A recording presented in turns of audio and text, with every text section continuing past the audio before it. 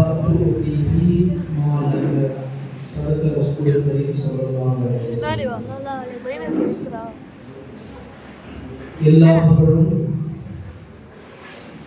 எல்லாம் வல்ல அல்லாஹ் சுப்ஹானஹு வ தஆலா அவர்களுக்கு உரித்தாகட்டும். அவனுடைய அன்பும் அருளும் நாயகம் ஸல்லல்லாஹு அலைஹி வஸல்லம் அவர்களின் பரிசுத்த குடும்பத்தார்கள், உத்தம சத்திய சஹாபாக்கள், தாபியீன்கள், தபஅ தாபியீன்கள், சுஹதாக்கள், வலிமார்கள், நல்லோர்கள், மாதாக்கள், வலிமார்கள், மேலும் இம்மஜ்லிஸில் கூடியிருக்கிற நம் மீதும் நமது குடும்பத்தார்கள், உற்றார் உறவினர்கள் அனைவர் மீதும் உண்டாகுவதாக. ஆமீன்.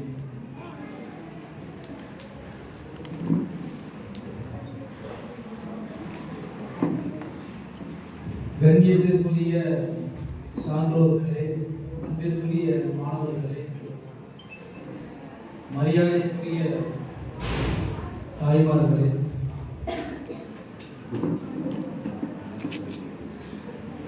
இந்த தினத்தில் நம்முடைய மாணவர்களுக்காக, பிள்ளைகளுக்காக, அவருடைய நிகழ்ச்சிக்காக நிறைய நேரம் கொடுத்திருக்கிறோம்.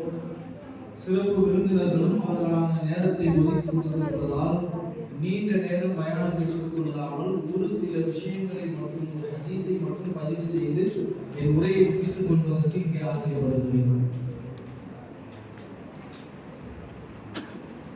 சுதந்திர தினத்திற்கு எல்லோரும் தியாகம் செய்திருக்கிறார்கள். பல நூற்றாண்டுகளாக அந்த தியாக வாழ்க்கை என்பது தொடர்ந்து வந்தது. அதற்கு இஸ்லாமியர்களுக்கு முழு உரிமை இருக்கிறது கொண்டாடுவதற்கு. குடியரசு தினம் கொண்டாடுவதற்கு உரிமை இருக்கிறதா, அதை கொண்டாடுவது கூடுமா என்றெல்லாம் பேசுகிற பொழுது ஒரு செய்தியை நான் பதிவு செய்ய விரும்புகிறேன். என்னவென்றால், ஒரு கோணத்தில் பார்க்க போனால் இந்தியா சுதந்திரம் அடைந்ததை விட குடியரசு தினம் என்பது மிக சிறந்த ஒன்று என்பது என் பார்வையில் எனக்கு தெரிகிற ஒரு செய்தி. பல நூற்றாண்டுகளாக அடிமைப்பட்டு கிடந்தோம், உயிர் தியாகங்களை செய்தோம், சொத்துக்களை இழந்தார்கள், பிள்ளைகளை இழந்தார்கள், மனைவியை இழந்தார்கள், மானத்தை இழந்தார்கள். இப்படியெல்லாம் போராடி பெற்ற சுதந்திர இந்தியா வெறும் மகிழ்ச்சியான செய்தியாக மட்டும் மறுநாள் விடியவில்லை. இந்தியா விடுதலை பெற வேண்டும் என்று மட்டும்தான் அன்றைய இரவில் எல்லோரும் ஆசைப்பட்டார்களே தவிர அதனுடைய விளைவு மறுநாள் மிக மோசமானதாக கூட இருந்தது. எல்லையில் இருந்த ஏகப்பட்ட முஸ்லிம்கள் அவர்கள் கொல்லப்பட்டார்கள். அவர்கள் பாகிஸ்தானை நோக்கி விரட்டி அடிக்கப்பட்டார்கள். அவருடைய சொத்துக்கள் எல்லாம் சூறையாடப்பட்டன, உயிர்கள் எல்லாம் சேதப்படுத்தப்பட்டன. அதே போன்று அந்த புறத்தில் எல்லையில் இருந்த இந்துக்கள் விரட்டப்பட்டார்கள், அவருடைய சொத்துக்கள் சூறையாடப்பட்டது. எனவே அதுவரை தோளோடு தோள் சேர்த்து நின்று கொண்டிருந்த மிகப்பெரிய இரண்டு சமூகங்களும் தங்களை எதிரியாக அந்த இடத்திலிருந்து பார்க்க துவங்கினார்கள்.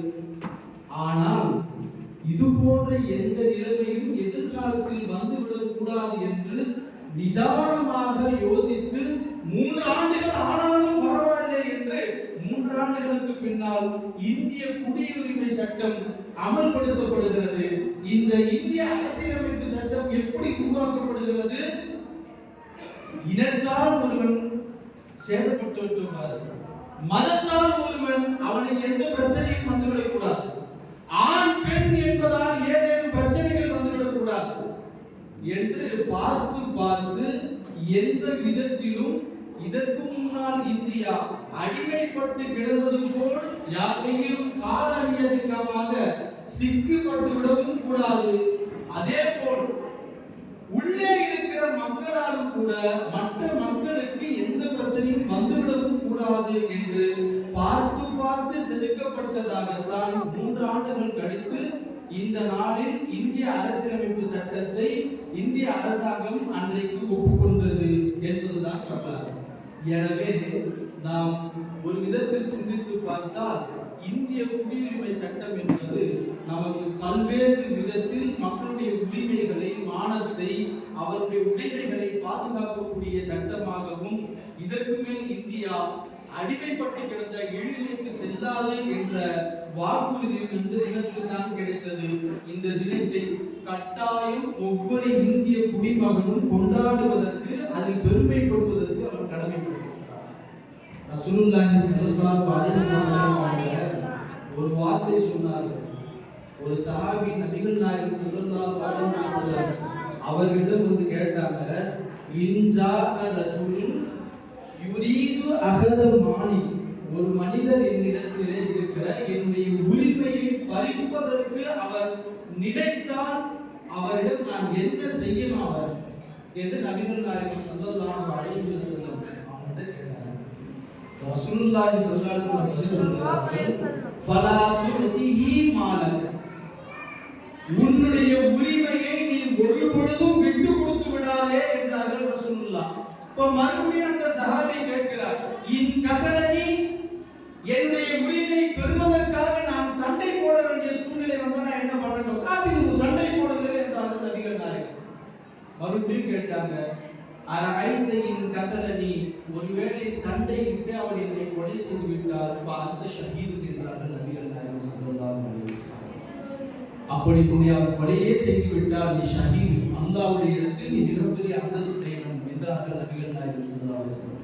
இந்த கருத்தியல் தான், இந்த ஹதீஸ் தான் நமக்கு சுதந்திரத்திற்கு முந்தைய போராட்டத்திலும் இஸ்லாமியர்களை தூண்டியது. நம்முடைய உரிமையை நாம் எந்த நேரத்திலும் விட்டுக் கொடுக்க கூடாது. நம்முடைய உரிமையை பெறுவதற்கு நாம் போராட வேண்டும், சண்டையிட வேண்டும். சண்டையிட்டு அவன் நம்மை கொலை செய்தாலும் நாம் ஷஹீத் என்ற உயர்வான எண்ணத்தில் தான் நிறைய இஸ்லாமியர்கள் இறங்கி போராட்டம் செய்தார்கள். காந்தியுடைய ஒத்துழையாமை இயக்கத்திலே நின்று போராடினார்கள். சொல்ல போனால் இன்றைக்கு தேச தந்தையா இல்லையா என்று விவாதிக்கப்படுகிற காந்தியடி அவர்களை அறிமுகப்படுத்தியது மஹ்மூதுல் ஹசன் என்கிற ஒரு ஆளி. அவர்கள் சிறைவாசப்பட்டு அவர்களை விடுதலை செய்ய வரக்கூடிய ஒரு குழுவில் 6 பேர், அதுல ஒருவர் தான் காந்தி. அப்பொழுது அவர்கள் தான் இந்த போராட்டத்தை காந்தியடிகளை வைத்து முன்னெடுக்கும்படியும், அவர் தான் சட்டத்திட்டங்களை எல்லாம் படித்திருக்கிறார், அதனால் அவரை வைத்து முன்படுத்த வேண்டும், வாலிபர்களை முன்படுத்துங்கள், என்னால் போராட்ட களத்தில் வந்து நிற்பதற்கு நிற்பதற்கு எலும்புகள் எல்லாம் இந்த இடத்துல சூடு வைத்து சதைகள் எல்லாம் போய்விட்டு எழுந்து நிற்பதற்கு கூட சிரமமான இந்த சூழ்நிலையில் காந்தியடிகளை இந்த உலகத்திற்கு ஒரு போராட்டத்தினுடைய தலைவராக அறிமுகப்படுத்தியவர்கள் ஒரு மௌலானா என்பது நம்ம நிறைய பேர் அறிய முடியவில்லை. சரி, இன்றைக்கு சுதந்திரம் கிடைத்துவிட்ட குடியரசு ஆட்சியில இன்றைக்கு நாம் என்ன செய்யணும்? இதே ஹதீஸை எடுத்துக்கொள்ள வேண்டும். நம்முடைய உரிமைகள் மறுக்கப்படுகிறது. பல துபதிஹி மாலக, உனக்குரிய உரிமையை நீ எந்த காலத்திலும் விட்டு கொடுக்க கூடாது. இன்னைக்கு நாம ஸ்கூலுக்கு போய் படிக்கணும்னா நமக்கு சிரமமா இருக்குது. ஒரு காலத்தில் நீ பள்ளிக்கூடத்துக்கு போகக்கூடாது என்று இந்த சமுதாயம் நம்மை கீழே வைத்திருந்தது. பள்ளிக்கூடத்திற்கு போகக்கூடாது இன்னார் சில பேர் தான் போகிறோம். செருப்பு போட்டு போகக்கூடாது என்று இன்னார் தான் போக வேண்டும். ஊருக்குள் இவர்கள் எல்லாம் வரக்கூடாது, இவர்கள் தான் போக வேண்டும் என்று கட்டுப்பாடுகளுக்குள்ளாக இருந்து இன்றைக்கு மேலே வந்திருக்கக்கூடிய சமூகம். இன்னைக்கு நமக்கு வாய்ப்புகள் இருக்கு, நிறைய கல்வி நிறுவனங்கள் இருக்கு, மதரசாக்கள் இருக்குது. நாம் படித்தால் ஐஏஎஸ் ஆகலாம், ஐபிஎஸ் ஆகலாம். ஆனால் நம்ம என்ன செய்யணும்? ரசூலுல்லாஹி ஸல்லல்லாஹு அலைஹி வஸல்லம் சொன்னாங்க, பல துதிஹி மாலக, உனக்கு இருக்கிற உரிமையை நீ விட்டு கொடுக்க கூடாது. இன் காதலனி, உன்னிடம் சண்டை போட்டால் காதில் நீ அவன் கூட சண்டை போடுகிறார். இன்னைக்கு நாம் எந்த போட்டியும் போடுறது இல்லை. 534 சீட்டு மக்களவையில் வேண்டும். அதுல முஸ்லிம்கள் குறைந்தபட்சம் எவ்வளவு இருக்க வேண்டும்? ஜனத்தொகை அடிப்படையில் 75 சீட்டுகள் இருக்க வேண்டும். ஆனா இல்ல, சட்டமன்றத்தில் 234 தொகுதிகள் இருக்குது. அதுல எத்தனை பேர் இருக்க வேண்டும் என்றால் குறைந்தபட்சம் 17 முஸ்லிம்களாக இருக்க வேண்டும். ஆனா இன்னைக்கு 5 முஸ்லிம்கள் கூட இல்லை. அதுதான் உண்மை. எனவே நாம் இந்த சமுதாயத்தில் குர்ஆனையும் ஹதீஸையும் பள்ளிவாசல்ல போய் 5 வக்து தொழுவதில் மட்டும் நிறுத்தி விடுகிறோம். குர்ஆனை ஓதுவதில் மட்டும் நாம் நிறுத்தி விடுகிறோம். அதை தாண்டி நாயகம் ஸல்லல்லாஹு அலைஹி வஸல்லம் அவர்கள் உலகத்தில் அரசியலில் மக்களை ஈடுபட சொன்னார்கள். நபிகள் நாயகம் ஸல்லல்லாஹு அலைஹி வஸல்லம் நீங்கள் வாழக்கூடிய காலத்தில் உடனிருக்கிற முஸ்லிம்களுடைய பாதுகாப்பை அவர்கள் உறுதிப்படுத்த சொன்னார்கள். எனவே நாம் இன்ஷா அல்லாஹ் நம்முடைய பிள்ளைகளை நாம் ஓதவும் வைக்கிறோம், அவர்களை படிக்கவும் வைக்க வேண்டும். ஒருவர் ஒரு ஹாஃபில், ஒரு ஆலிம், அவர் ஐஏஎஸ் ஆவதற்கும் ஊரில் இருக்கிற ஆலிம்களும் ஹாஃபில்களும் ஐஏஎஸ் ஐபிஎஸ் ஆனால் அதிகாரங்கள் எப்படி இருக்கும்? அதை அந்த அரசாங்க இயந்திரத்தை எப்படி கொண்டு செல்லும்? ஒரு நேர்மையான அதிகாரமாக இருக்கும், நேர்மையான ஆட்சியாக இருக்கும். எனவே அல்லாஹ் சுப்ஹானஹு வ தஆலா நம்மை இஸ்லாம் என்ற வட்டாரத்தில் குர்ஆன் ஓதுவது, சதகாக்கள் செய்வது என்று மட்டும் நிறுத்திவிடாமல் நாம் அரசாங்க பணிகளில் ஈடுபடுவது, நேர்மையான ஆட்சிகளை செய்வது, நமக்கான உரிமையை பெறக்கூடிய இடத்தில் நம்மை நகர்த்தி செல்வது என்று இஸ்லாமிய சமூகம் அடுத்த கட்டத்திற்கு செல்ல வேண்டும் என்று இந்த சபையிலே உங்கள் எல்லோரிடத்திலும் கேட்டுக்கொள்கிறேன். அல்லாஹ் சுப்ஹானஹு வ தஆலா அதற்குரிய எல்லா வழிகளையும் திறந்து வைப்பானாக. வாஹதவான அல்ஹம்துலில்லாஹி ரப்பில் ஆலமீன். அஸ்ஸலாமு அலைக்கும்.